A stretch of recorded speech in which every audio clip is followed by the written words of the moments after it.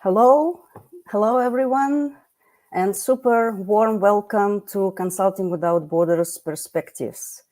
I'm Victoria Olska, your host and moderator for today's show, and as the president of Gabriel Al-Salem Foundation, I'm super excited to be here with you today, celebrating our episode number 20. It's quite a milestone for me and for our organization. Quite honestly, just a couple of years ago, I couldn't have imagined I would be moderating an online live show. And here we are, rocking out on our 20th episode. Gabriel Al-Salem Foundation is a US-based nonprofit organization working internationally and dedicated to celebrating life and inspirational work of the late Gabriel Al-Salem, who was an international management consultant and a global leader. I hope you all had a wonderful month of November here in the United States. In November, we celebrate Thanksgiving Day, which falls on the third Thursday in the month. And it's a special time when people express their gratitude for the good things that happened to them. And I want to take this opportunity to express my sincerest gratitude to all the wonderful speakers who have joined us throughout our 20 episodes. They've dedicated their time and their experience to bring you the most fascinating information to help advance your professional excellence and build a sustainable future for all of us. I also wanted to thank and give a huge shout out to our amazing viewers who are joining us every month from around the world and who have been supporting our 20 episodes by showing up, tuning in, asking questions, and giving us their comments. Please drop a comment in the comment section of the social media you're using now and let us know where you are tuning in from today.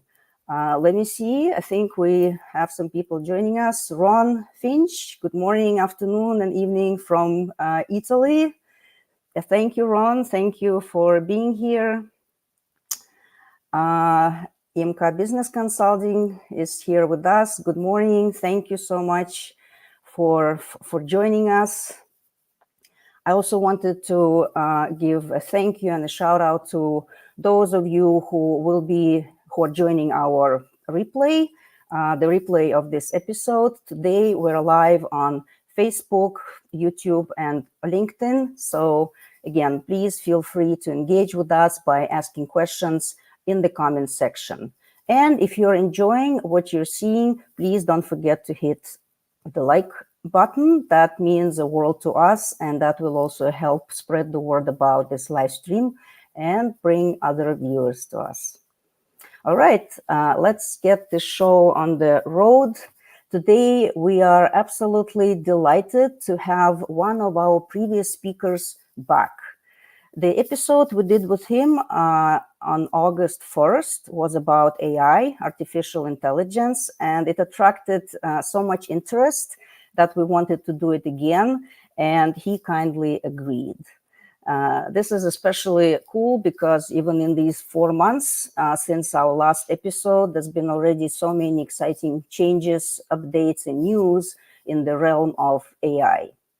So let me introduce our guest speaker today, who holds a special title of Fellow Certified Management Consultant, who is past chair and chair of Nominations and Successful Planning Committee at ICMCI, International Council of Management Consulting Institutes. He is the founder and president of Effective Managers, a leading consulting firm based in Canada with a global reach.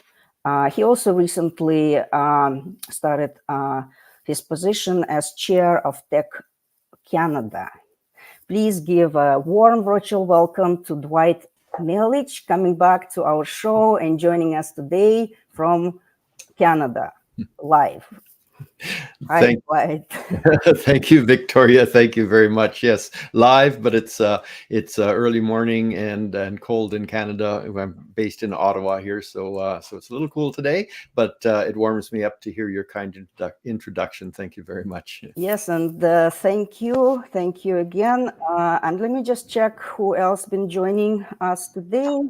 Stephen, I see comments coming from Stephen Tupper. Greetings from Bulgaria. So people are joining us from around the world. Gulsum, hi from Gulsum from Georgia. And I know that Gulsum is not in the state of Georgia. She is in the country of Georgia. That's where she is. And David, thank you so much for being here with us. So morning, all from the Western North Carolina mountains. Welcome. We're so happy you're here with us for the show. And actually, the show is quite, timely, I believe, because just yesterday was the date when exactly a year ago, the artificial intelligence company OpenAI released their chatbot ChatGPT. So ChatGPT just celebrated its first birthday. Of course, so much has happened in this 1 year, and so much has happened even since we spoke about AI in August. So, Dwight, please share with us the updates that can be helpful to consultants and other professionals who want to strategize for their future. Well, first of all, thank you for having me back, and I'm honored that I've been able to contribute 2 of the 20 slots for your sessions. I was very happy to see David Norman is here. I was attending one of his sessions, I think in maybe June, which is how you and I came to meet each other. So it's a small world, and it just shows how important networking is. Today's session isn't as formal as the one that we had in August, because then we were really wrestling with all of the new breakthroughs in artificial intelligence and trying to come to grips with them. And so I had a more formal presentation with some interactions from the audience. And by the end of it, we were realizing that there was just a lot more to talk about. So I'm very hopeful that that any of you that are on now will ask questions, will make comments. We're all learning. If we think about AI in terms of the artificial intelligence as it's now presenting through OpenAI and other producers of the software, there are no experts. It's been around a year, except perhaps the people that are making it. So in terms of the user community, though, none of us have used it more than a year since it's been out there for a year. So some of you, I am sure, with the size of this audience, have deeper expertise or unique experiences that you can share with us. So I'm looking forward to doing that as we go through. Victoria, I'd like to start just with a little bit, as we did in August, with a little bit of sort of the landscape around the language and what AI is and what isn't. The starting point is that we have had a form of AI around for a long time, and it's been getting stronger and stronger. So if we think about our phones, this is I call it augmented intelligence. I don't have to remember much in details anymore, because I can go to this device and ask almost anything. What time is it? What day is it? What's the weather like? Where's the nearest pizza shop? How do I get from one place to another place? And what's the fastest route? And that has been getting stronger and stronger in terms of the introduction of artificial intelligence tools. So, for example, mapping. It wasn't long ago we had to get out this paper map to kind of figure out where you are and where you were going and what the best route would be, and then try to remember it while you're driving along. Then they came out with navigation systems, which were basically electronic maps. So it would show you where you are. So that part was already done for you. It would show you where you were going, and then it would show you the most direct route to get there. It's continued to get smarter with various apps. Google Maps does it, Waze, W-A-Z-E, the application, because now with the interactivity of their systems, not only does it know where you are, you put in where you want to go, and it can not only find the most direct route, it can find the fastest route. It identifies where there's slowdowns based on average miles of the user. It knows where roads are closed. Some of them now even tell you where there are police around, or red light cameras, or whatever it might be. You can alert other people to hazards on the road and so on. So these tools have been getting stronger and stronger for decades. But it's been a year now since ChatGPT was released, and that was revolutionary. I was at a seminar in October, actually, and the person there is focusing their work in the leader of that seminar is focusing their work around these AI tools. And he said it's the most revolutionary breakthrough since the invention of fire. Now, I wouldn't go, I'm not sure I would go that far. He was making a point. But if you think about the major revolutions that the world has gone through, I think the agricultural revolution, the industrial revolution, the age of information, and so on, I do believe that what we're seeing developing now is going to have that kind of an impact on society. So it's going to have a very major impact on the way that we are doing things. So to continue on with the definition, so the more typical definition of AI now is artificial intelligence. So this is machine learning, where a program in software run on hardware is able to replicate, and I say replicate, or maybe emulate is a better word, human intelligence.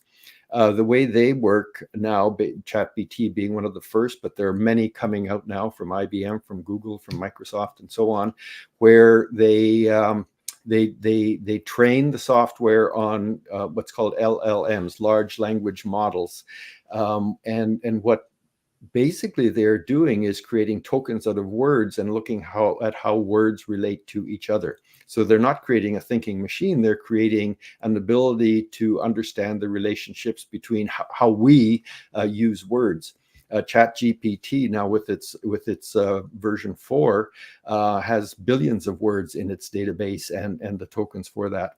And when we ask that AI a question in ChatGPT 4, and we'll be doing some of that later in this session, what it is doing is looking at those words, identifying those tokens, going back into this huge pile of information, identifying how those worked out, and figuring out what is the most likely word in the response to that question based on everything that it knows from all of that information that is there.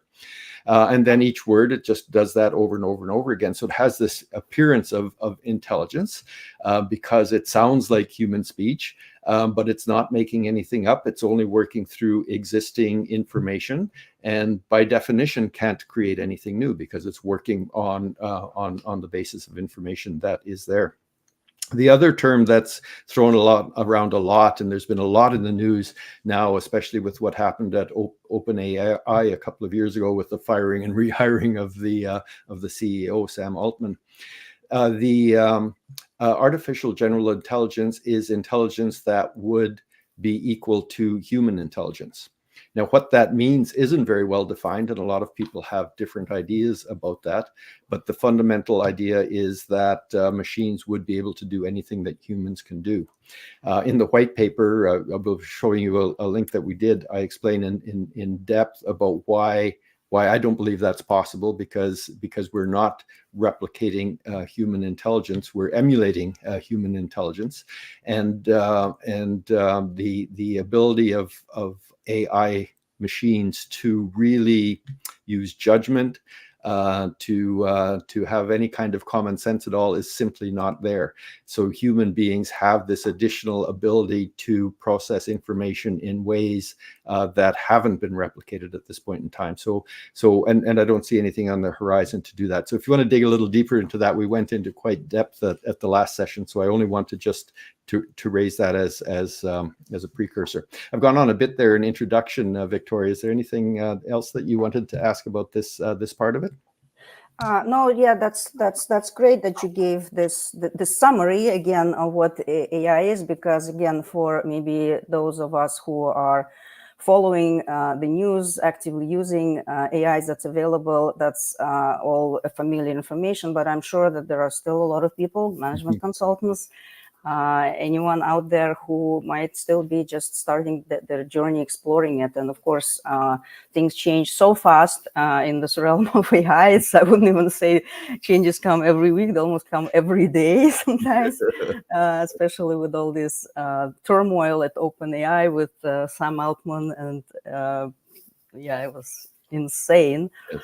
But yeah, this is just all great information. And you mentioned your white paper, and we have a QR code for it that we can bring on the screen. And also Anya, who is helping us behind the screen, she's managing this live stream from the Netherlands. She will post the links to the white paper as well as some other resources that Dwight will be mentioning, and also to the guide to AI that he co-authored, right, for Tech Canada. And all the links will be available in the social media, so you can go back and download those papers for yourself. And yeah, before we continue, I also wanted to welcome a few other people who have been joining us as you were giving your introduction. We saw our viewers coming from Kentucky. I saw one, and then also from Cairo. And thanking you for all this wonderful information that you will be sharing. So again, welcome. And I also saw Tim Son actually joining us. Tim Son is the person who taught me to do live streaming, so I can totally say that he's the one behind the 20 episodes that I've been able to do since I first started it. So I'm very grateful to Tim. He is amazing, and he's always here. He's always here, just checking on us. We see more greetings coming from LinkedIn. So again, I really appreciate each and every one of you, those who are taking the time to join us today. And if you would like to continue, Sure, I'd like to. to go in. Oh, thank you. I appreciate it.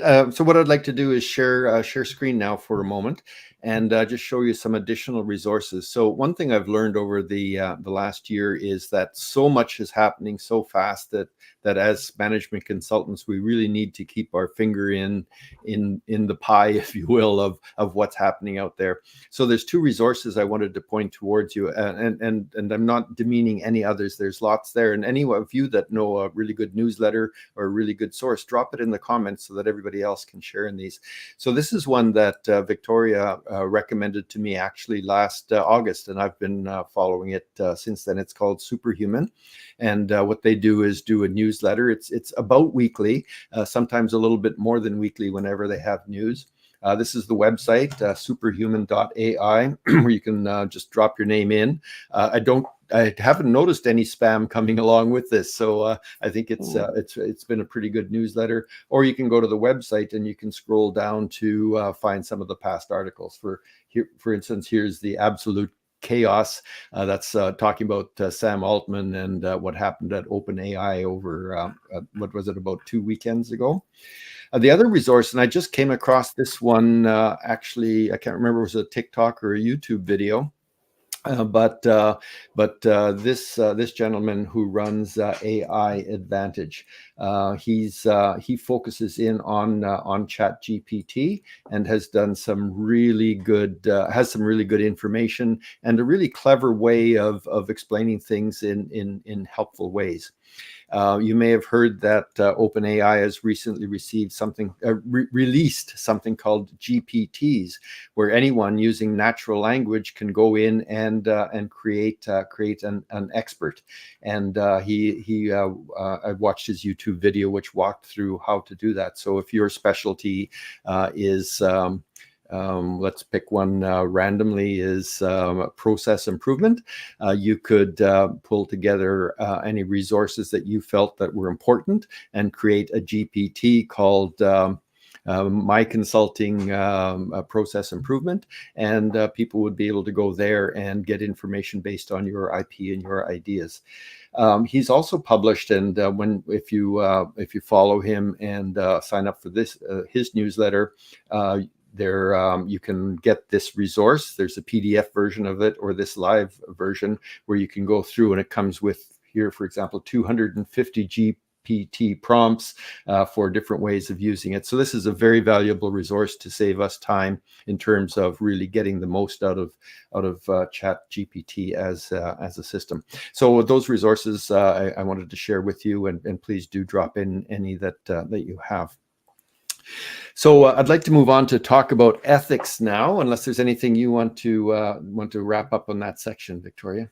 Yeah, I just wanted to remind our viewers who are out there, please put your comments or questions for Dwight in the comment section. We will be able to see them, and Dwight will be happy to answer those questions. So please don't forget to stay engaged.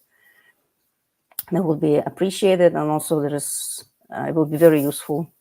But yeah, just like Dwight said, one of the topics that we announced for today is ethics and ethical use of AI. So we would appreciate your feedback on that, Dwight. Again, in August, we spent a lot of time on this, so I just want to focus in a couple of minutes on it, because I've been giving a lot of thought in my role as with ICMCI, which is really all about advancement of the profession around the world, about ethics. And a lot of management consulting firms, as you know, as management consultants, have been getting into trouble on the ethical front. And what I'm sensing is that there has been a real shift in ethical behavior of humans generally. I've just got a couple of slides I want to show you. If you could put my screen up again, Anya, please. This one is from a hacks website. It was actually on I think Google Feed, and it said clever hacks to make your life easier. And if you can read this, if you're hungry and it's between 6 and 8 a.m., you can get a free continental breakfast from pretty much any hotel you walk into. It helps if it's busy. Now, is that really a hack, or is that theft?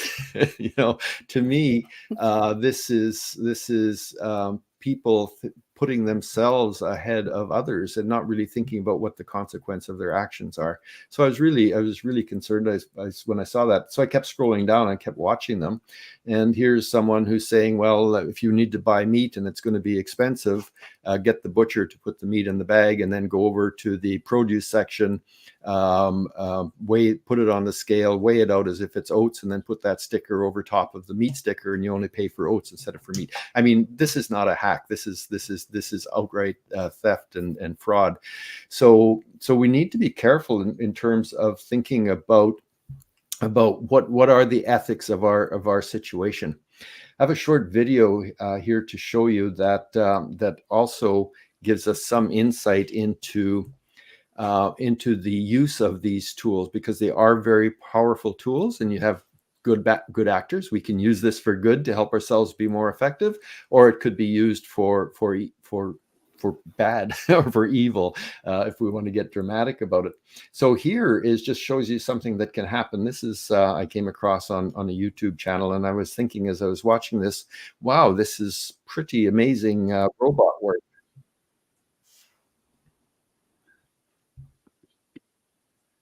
So, but is it really a robot playing table tennis?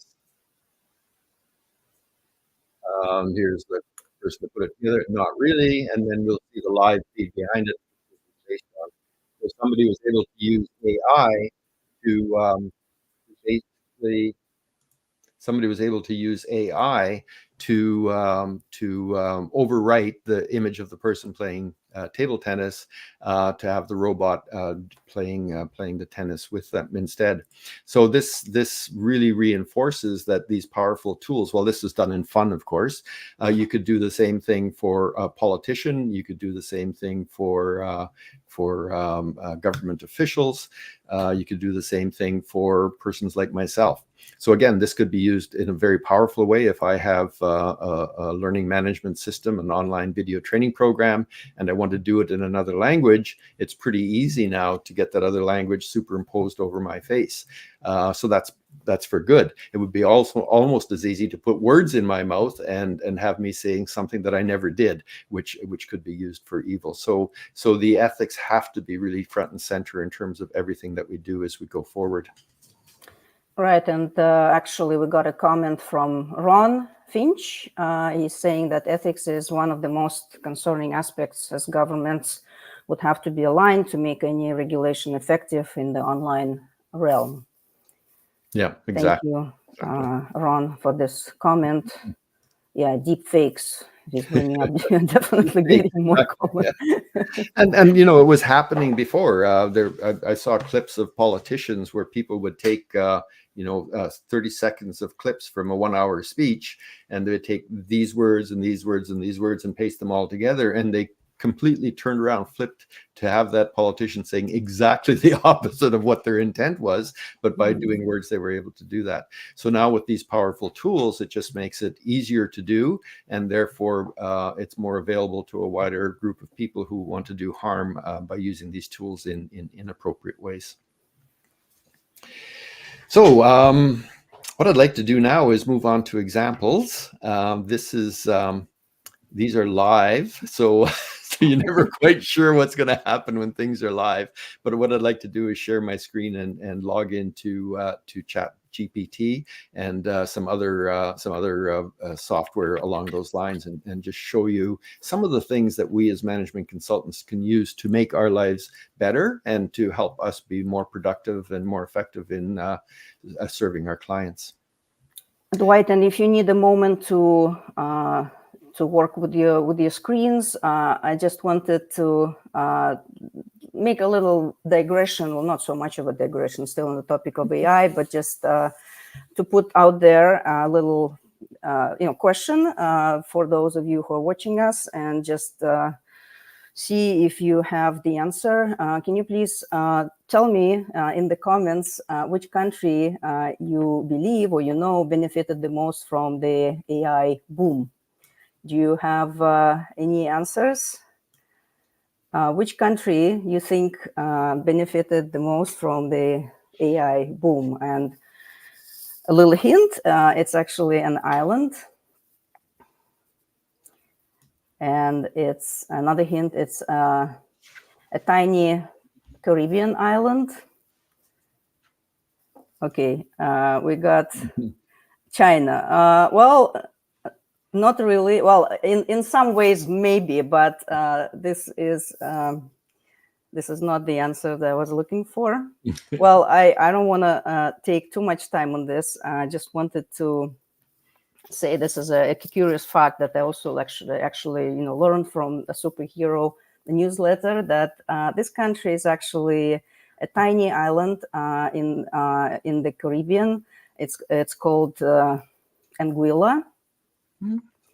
And it's a British territory. And the interesting fact is that just like other countries, Anguilla has its own domain. And like in the US, we have US, in UK, it's UK. Anguilla had AI.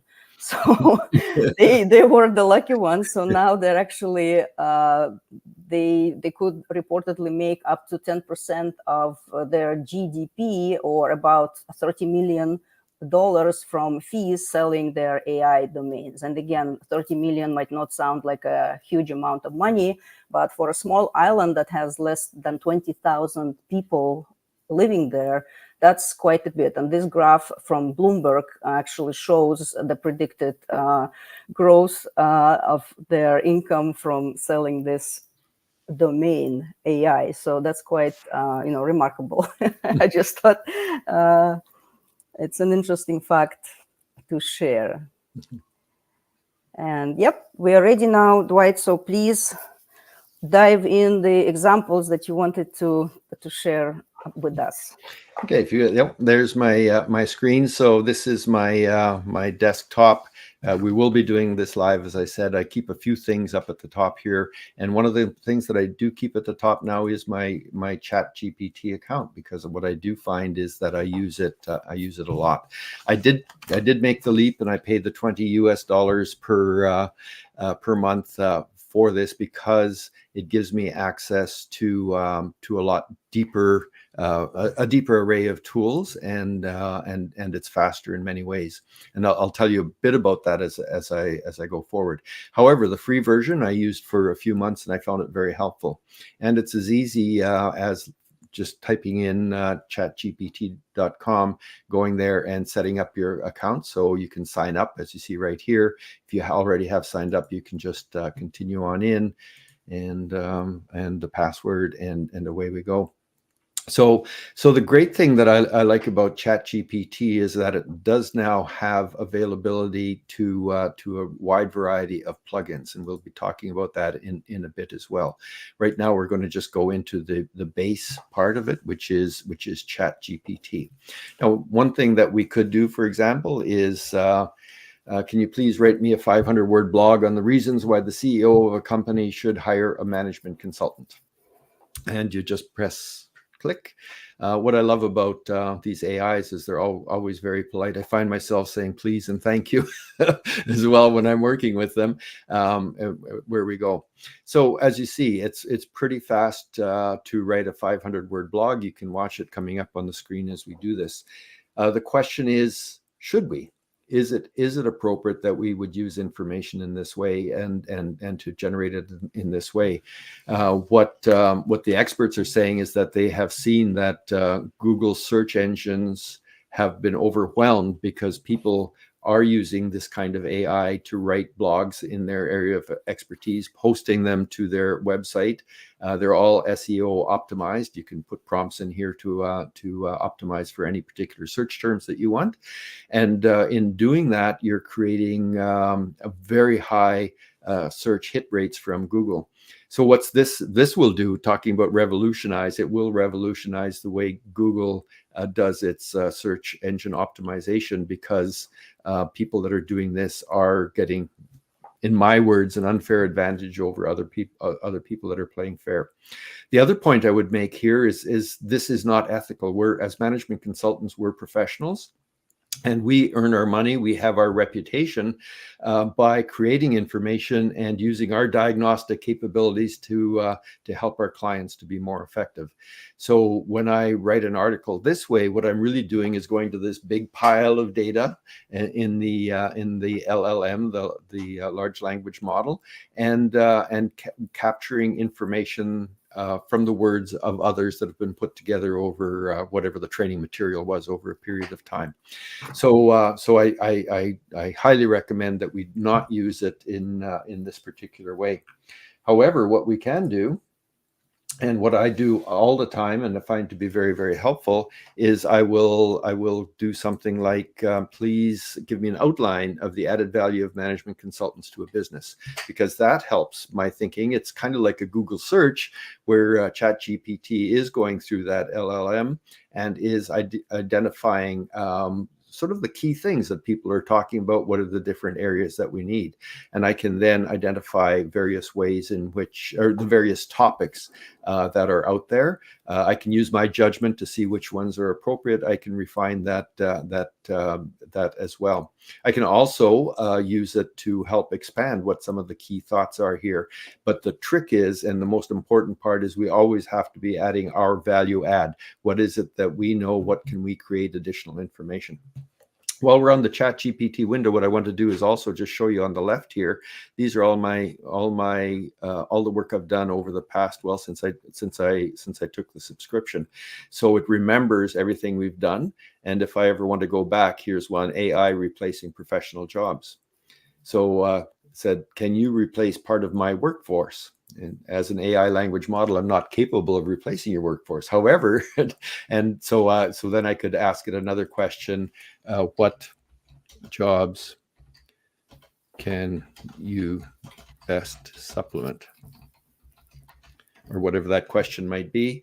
And then here's an idea of the different jobs and the different kinds of tasks that the AI says it would be able to support to the greatest extent. And that's why where I also find this very helpful is if I've got a new client or I'm working in a particular industry, I can get information, start a new chat here. And what are the main AI. Sorry, you have to be put up with my hunting here. I was waiting for the ability to dictate, so I never did learn how to keyboard. What are the main AI disruptors in manufacturing? And ChatGPT will go through, and it comes back with some of the key disruptors. So this gives us an idea of what are some of the areas where we as management consultants can be preparing ourselves if we have clients in the manufacturing industry to support them to become more effective and efficient in these areas.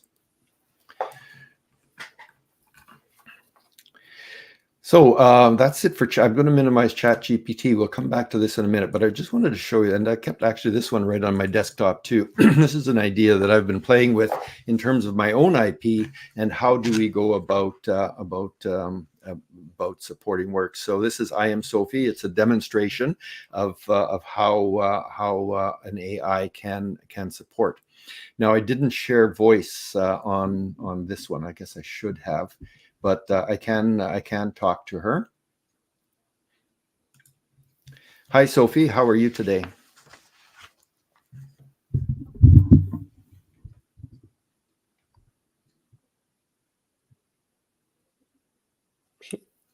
She is responding. Hi, my name is Dwight. Can you tell me what the main disruptors are that will impact management consulting from AI?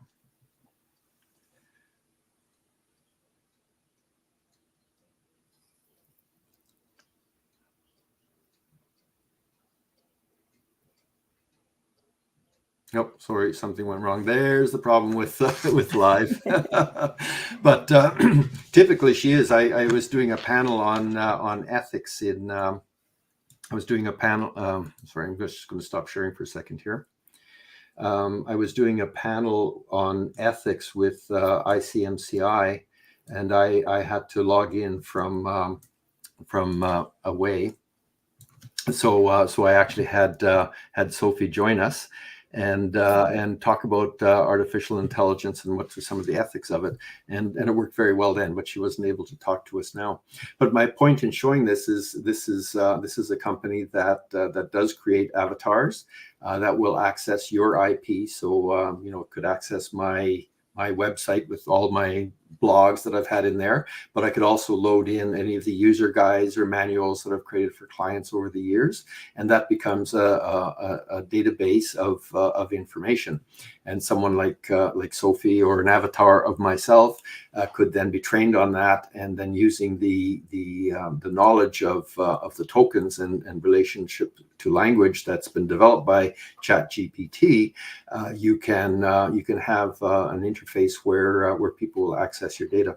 I've been working with a colleague of mine who's based out of Costa Rica, Otto Acuna. Oh, he was actually a presenter as well, an e-consulting Right. Yeah, we had him a couple of months ago. Yeah, we're working on exactly that kind of a project, but what we've decided is to put it on hold for 3 to 6 months because things are developing so fast that it's quite likely that one of the major AI companies will have something that's out there that's much less expensive than you'd have to pay nowadays for those kinds of support. Dwight, as we are transitioning to perhaps the next demonstration, we had a couple of questions coming from our audience, so maybe I can bring them up now. There was a question from Dan. Thank you for joining us, Dan. So yeah, the question, whether you have any insights into Microsoft's plan to make Microsoft Copilot more widely available.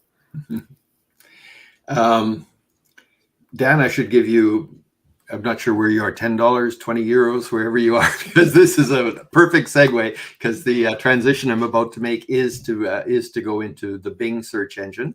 I want to show you some of the things that I've discovered over the last couple of weeks exactly on Copilot. So I'll show you what is available now. I believe it's available now to everyone through the Bing search engine. In terms of Microsoft and Office 365, that's confusing to me, and I've been trying to find out what's going on, because every time I try to implement it either in my Windows 11 or in my Office 365, I'm not able to do that. So I've been talking to my supplier that hosts my Office 365 to see if there's some admin setting that needs to be changed. I do believe that for enterprise users, there is a fee of $30 per user.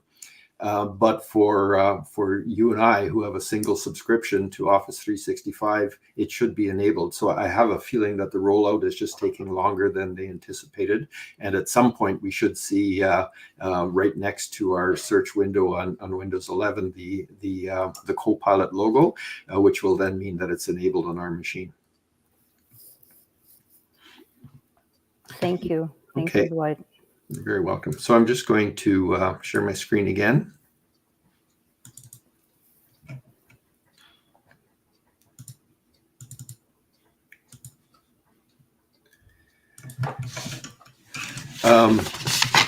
So confession time. I'm a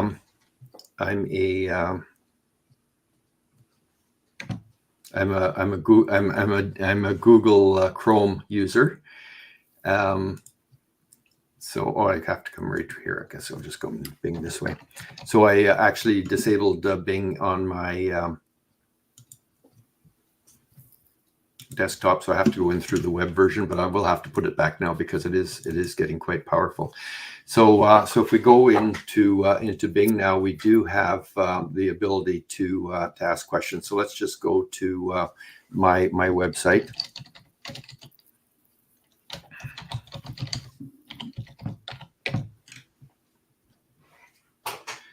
So now that we go into our website, we're able to go there, and as you see here, we have tried the Bing today where we can chat now. So bringing up the chat, we're able to carry out chatting with Bing and to do our searches with them.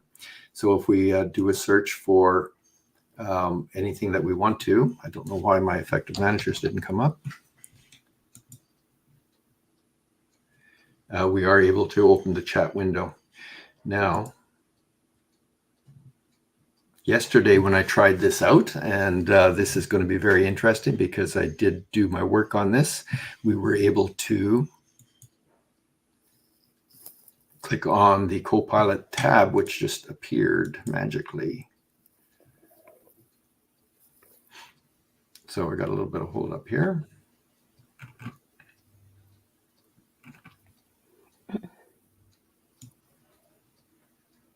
So so this is going to be a bit of a problem for us because that that tab has just gone. So there is something happening with Microsoft, because yesterday I had the Copilot logo right up here on the right hand side of the screen, right here in fact, and I was able to see that logo.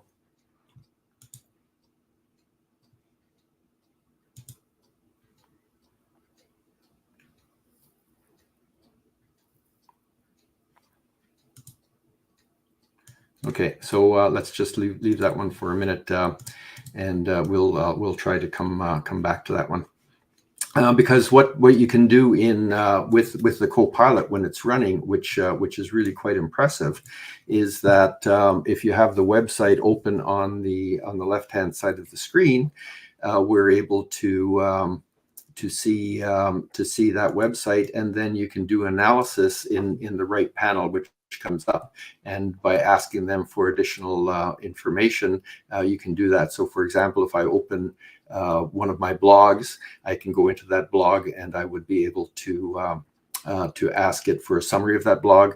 I could ask it to create a video of that blog, and so on. And I'm going to show you that in a minute.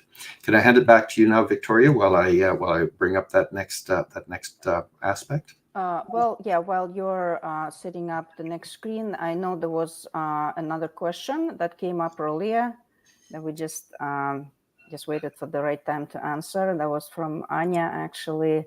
And she's saying, as we interact with AI more and more on a daily basis, I was wondering how this might affect our relationship interactions with other humans. Do you have any thoughts on this?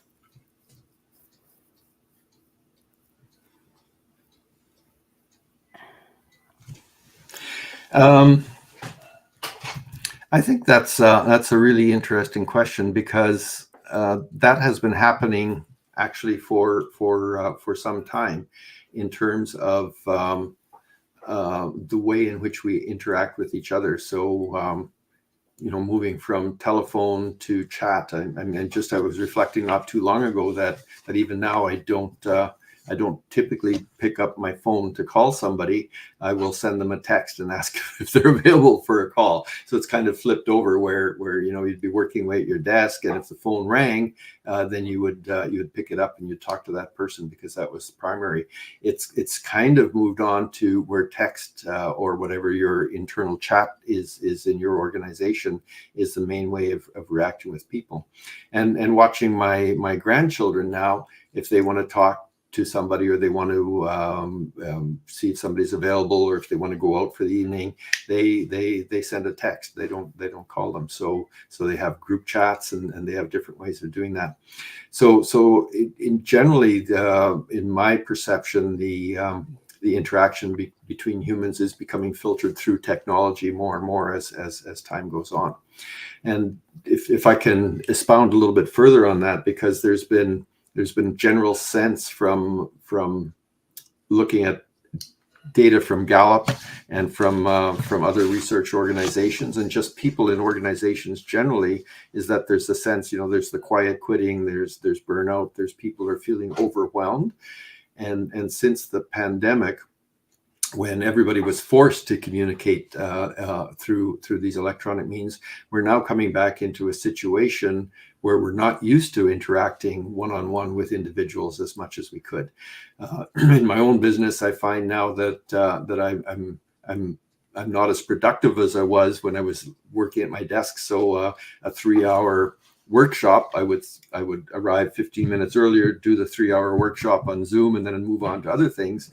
Now it takes me 2 or 3 days to do that 3-hour workshop, because I got to fly, drive to the airport, fly 4 or 5 hours to wherever it is, sleep overnight, do the half-day workshop, and then fly back home. So there's 2 days gone for a 3-day workshop. So I think there's the state of how we communicate with each other is in disruption, and we have to find some more stability to get back to whatever that new normal is. During COVID, we talked about new normal. I don't think we're there yet. So I think that's a longer question than your answer than you're expecting, Anya. But I think it's a really deep subject. Yeah, I totally agree. Yeah, things have definitely been changing a lot. I just can say for myself, and just even observing my colleagues and even my family, how interactions have been affected. On the one hand, I can say that with this adaptation of more and more AI tools, it's supposed to save time.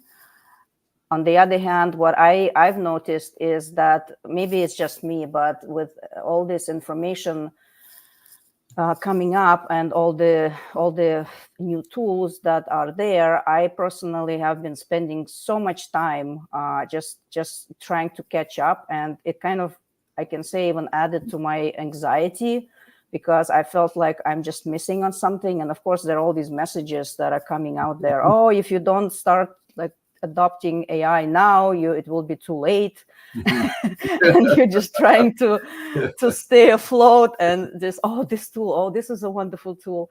And the Superhuman newsletter is wonderful because it gives you these options. But then again, at some point, I just have to tell myself, it's enough.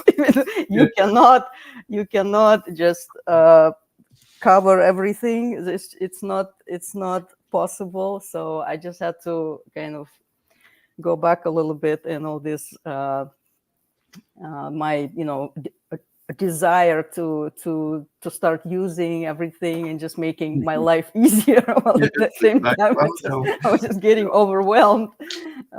So that's my personal experience. So I'm just trying to stay cool now and just say okay. Yeah. Yes, exactly. Anyway, can we go back to my screen now? I'm sharing, if we could bring that up. So look at here. Here's Copilot. So up in the top right corner, I tried it again while you were talking. So you can just go up, click on Copilot. There's the logo.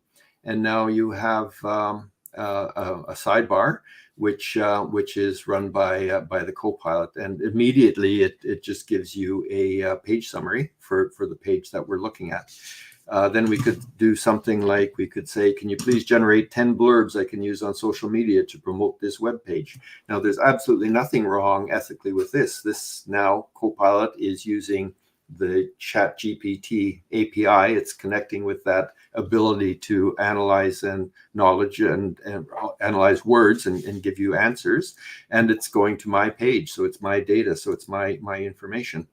And it just comes along then, and it's you see the green check mark here. It's searching my page, and here's some possible blurbs that you might use, and it comes up with how AI can help professionals and why it won't replace them. A thought-provoking blog by management consultant. Read more. So I think this is a perfectly acceptable way of us using information. Here's another way that we could do this is we can, if we're here, just move to this article, which is something that I've had published 3 years ago. So, will artificial intelligence replace management consultants? This was back in the days. Again, you see here, there's the summary that Copilot automatically puts in place, and what we can then do is say, right here, here's an article that I published 3 years ago. Can you please review the text, suggest any improvements or updates? If you suggest new material, please highlight it and let me know the source. Here's the original article. And away, searching your page for information.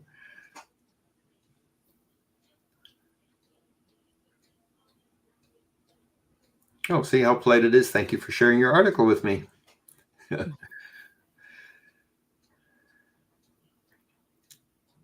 And here's some editorial comments about how it would suggest we would improve it.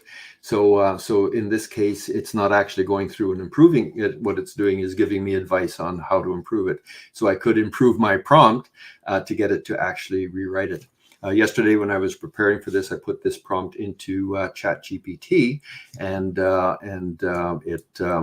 ChatGPT won't do this with the live website, but it takes a very different approach. So let's go back into ChatGPT.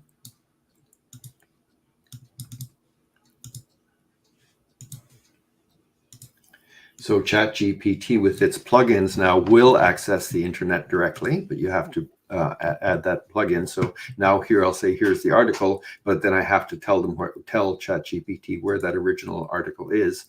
And then it, because of Microsoft's, oh no, this is Google is going to Bing. That's interesting. Anyway, ChatGPT is related to Microsoft, of course, because Microsoft has given them a lot of free access to their cloud consulting.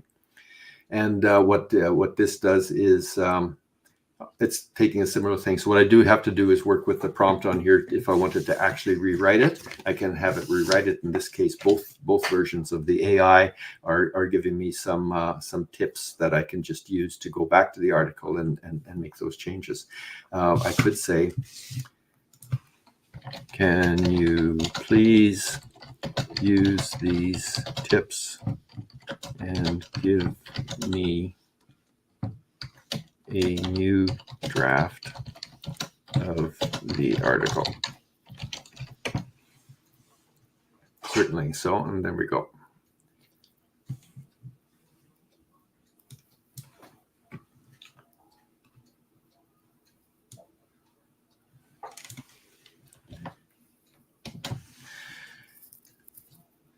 And going back to, oh, it's still writing here. So we can stop responding at any time we want. And we could say something, what's a language? Who's got a language out there that we should use? Italy, in Italian. So please summarize this article for me in Italian.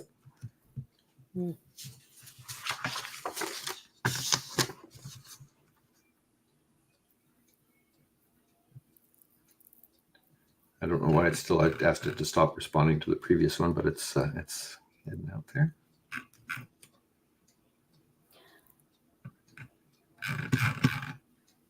Yeah, honestly speaking, there we go. I haven't yet. I wanted to finish off my previous query before it started this one. So, So there you go. There's the summary coming up in Italian. So the ethical uses of AI are tremendous, and what we need to do is figure out how best we as management consultants can use them to support us in our work.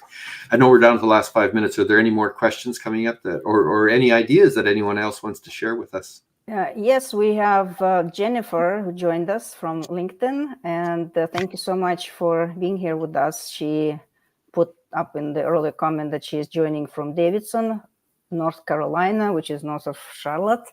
And here is a question, or they're asking you for a comment.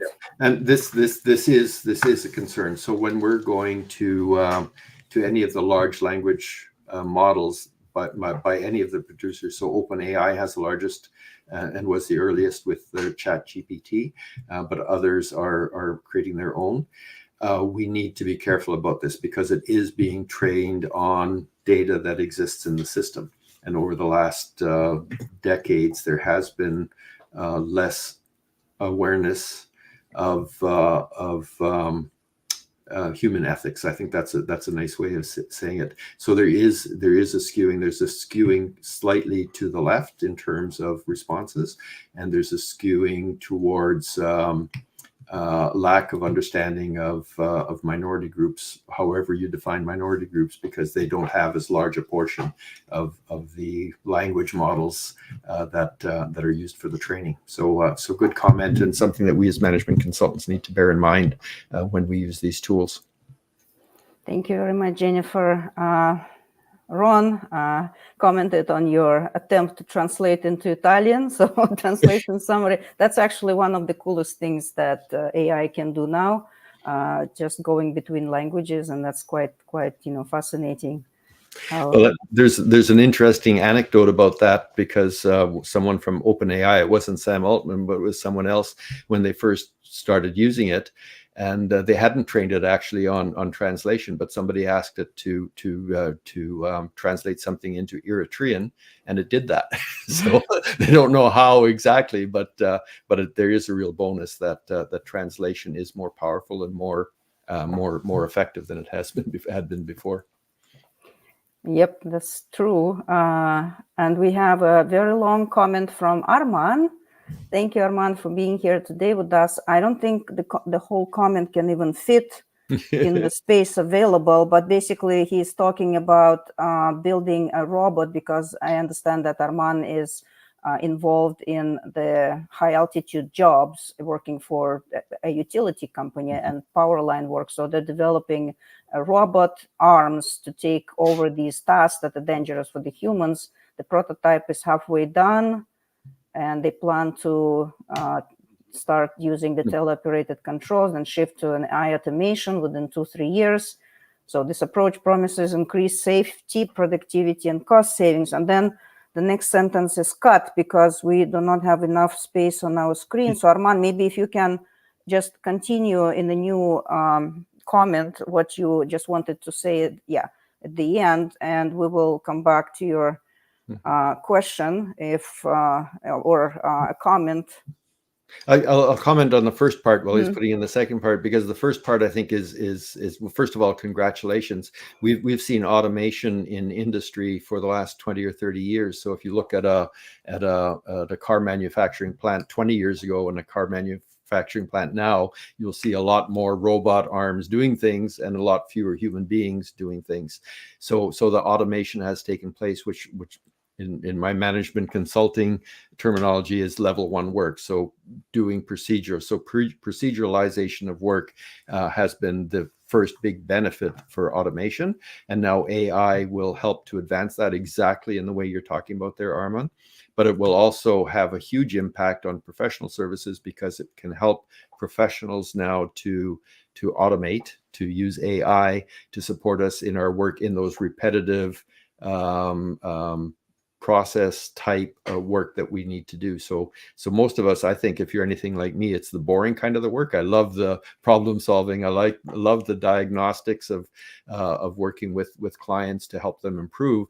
But there's a lot of stuff beneath that: the data analysis, the follow up our marketing, our admin, and all of that stuff. So a lot of that can be picked up with AI tools. Thank you so much. Yeah, Arman is posting more, and again, it's quite a long comment. And Arman is a good typer, right? Yeah, there's some of it is also cut off. Yeah, I think we're in accord with that. I think there is huge opportunity in the marketplace to support humanity in doing what we do better and more effective.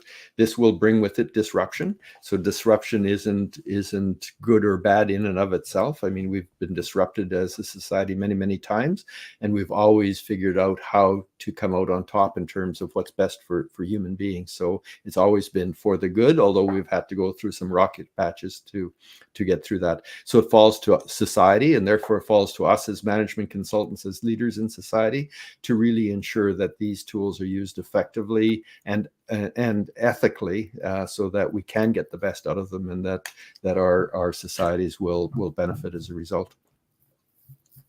Thank you very much. And Arman, again, thank you for your thoughts. Thank you for your comments. I would say that if you perhaps wanted to ask more questions and they just don't fit on our screen, maybe you can just email Dwight or contact Dwight directly. And I'm sure, Dwight, you wouldn't mind just... my pleasure. Please reach out, or through LinkedIn, reach out to me, and we can connect that way, and we can chat and get in touch with each other. Yeah, thank you so much. Well, just a few more comments coming from Gulsum, who is also acknowledging that ChatGPT can be an issue and needs to be used properly, and then also agrees with you that level 1 work is the best way for use it. Thank you so much again for everybody who's been joining us. We also got a comment from IMCA Business Consulting thanking you, Dwight, and me for this broadcast. Thank you for being with us. It's really appreciated. Thank you very much. Yeah, if we don't see any more comments, I think we will be wrapping up. It's been a great session, so thanks so much again, Dwight, for coming back, and we'll probably need you more and more, as again this field keeps changing all the time. So whenever you have any time for us, we'll be happy to have you back with updates.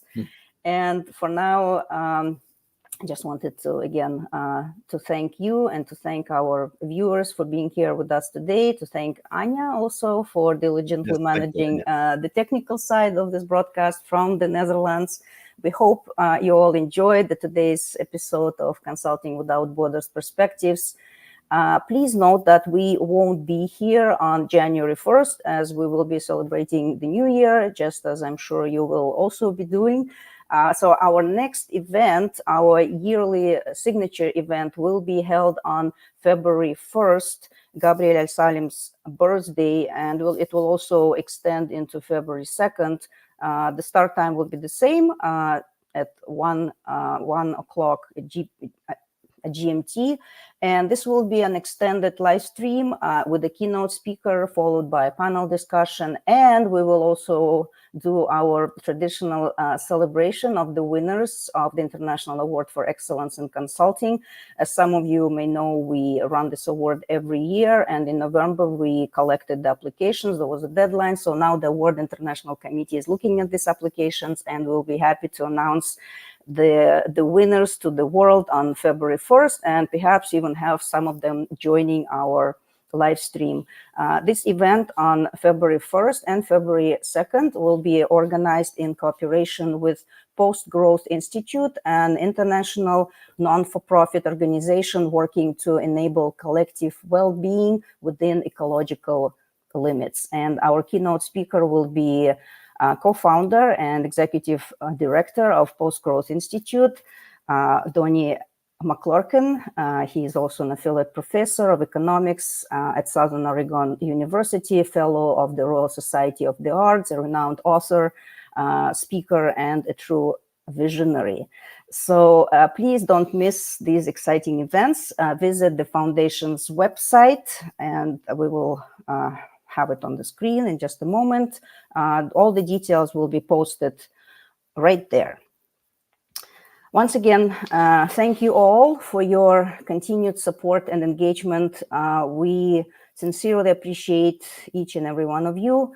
I look forward to seeing you all again on February 1st of 2024. And in the meantime, I wish you a fantastic last month of this year and a wonderful holiday season.